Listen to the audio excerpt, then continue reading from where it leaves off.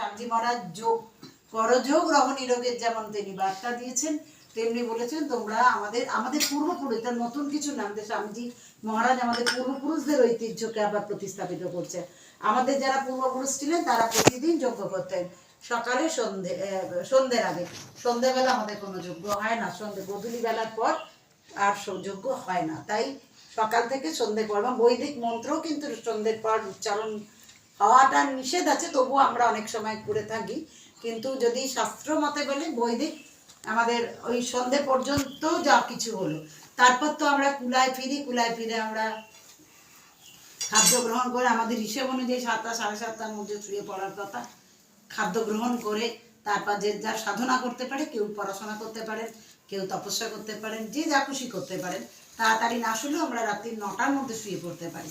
তো আমাদের একটা লাইফস্টাইল, আমাদের বৈদিক সংস্কৃতিতে আমাদের একটা লাইফস্টাইল আছে। সেই লাইফস্টাইলটাকে যদি আমরা আমাদের যে জীবনচর্চার কথা আমাদের পূর্বপুরুষরা বলে গেছেন, সেটাকে যদি আমরা আবার পুনরায় প্রতিস্থাপিত করি, তাহলে কিন্তু আমাদের জীবন সুন্দর হয়ে উঠবে। তাই আমার বার্তা হচ্ছে কি, সকলে প্রতিদিন ছোট করে হোক বড় করে হোক আমরা করতেই পারি। এত বড় যজ্ঞকুণ্ড না হলেও হবে। স্বামীজি মহারাজ একটা ছোট যজ্ঞকুণ্ডের ব্যবস্থা করেছেন আমাদের জন্য।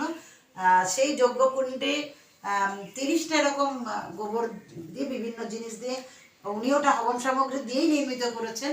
এবং ফলে গোবরটা তো আছেই ওর মধ্যে, ফলে ওটা দিয়ে যদি আমরা করি, ওর মধ্যে কর্পূর দেওয়া হয়, এবং যদি হবন সামগ্রী আমরা দিতে চাই তো অল্প করে আমরা দিতে পারি, এবং খুব সহজেই আমরা প্রতিদিন যজ্ঞ করতে পারি, এবং বাড়ির পরিবেশকে শুদ্ধ রাখতে পারি। বাড়ির পরিবেশ যদি শুদ্ধ হয়, তাহলে আমাদের যে কোনো ভাইরাস দূরে চলে যায়। যে কর্পূর দিলে কি হয়, কর্পূর কিন্তু হত্যা করে না। এই যে আমরা জল দিয়েছি, জলটা কেন দিয়েছি, কোনো প্রাণী যাতে অগ্নিতে না যেতে পারে। সেম অ্যাজ কর্পূরের ব্যবহার কেন করা হয়, কর্পূর ভাইরাস বা যে কোনো জীবাণু বা বীজাণু বা যে কোনো দূরে সরিয়ে দেয়। যেমন আমরা যখন যেখানে পিঁপড়ে ধরে একটু কর্পূর ছড়িয়ে দিই, কর্পূর দিলে কিন্তু পিঁপড়েগুলো মরে যায় না, পিঁপড়েগুলো পালিয়ে যায়। তো সেম অ্যাজ আমরা যে কর্পূরের ব্যবহার করি, কর্পূর দিলে বিভিন্ন পোকা মাকড় জীবাণু এগুলো দূরে সরে যায়।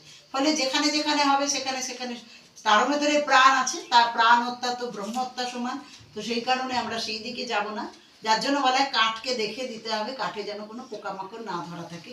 থাকলেও সেটাকে পরিষ্কার করে শুদ্ধ কী বলে রোদে দিয়ে পরিষ্কার করে দিতে হবে। তাই আমরা প্রত্যেকেই করি, প্রতিদিন করি, বা কোনো জন্মদিন হোক, বিবাহবার্ষিকী হোক, কোনো বিশেষ অনুষ্ঠান হোক, রোজ না হোক, পূর্ণিমা অমাবস্যা হোক, সপ্তাহে একদিন হোক, যেভাবেই হোক যজ্ঞ করলে আমাদের শরীর এবং মন দুটোই শুদ্ধ এবং সুন্দর হয়ে উঠবে। আর আজকে তো আমি বিশেষভাবে ধন্য, রূপা আমাকে আমন্ত্রণ করেছে বলে আজ এখানে আসতে পেরেছি, এবং এই একটা কর্মযজ্ঞে আমরা একসঙ্গে মিলিত হতে পেরেছি। সব থেকে বড় কথা, আমি একটু আগেই আসার সময় বলছিলাম, সৎসঙ্গ সবসময় পাওয়া যায় না। সৎসঙ্গ পেতে গেলেও অধিকার অর্জন করতে হয়। ঈশ্বর আমাদের যে সেই ফল দিয়েছেন, এই সৎসঙ্গ করবার অধিকার দিয়েছেন। এর জন্য আমি ধন্য, সমৃদ্ধ, এবং আপনাদের পাশে নিয়ে এই যজ্ঞের অনুষ্ঠান করতে পেরে আমি নিজে সমৃদ্ধ হলাম।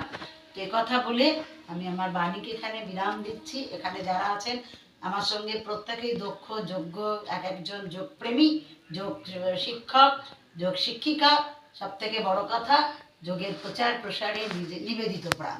তাই সকল পুণ্যাত্মাকে আমার পক্ষ থেকে প্রণাম। ওম।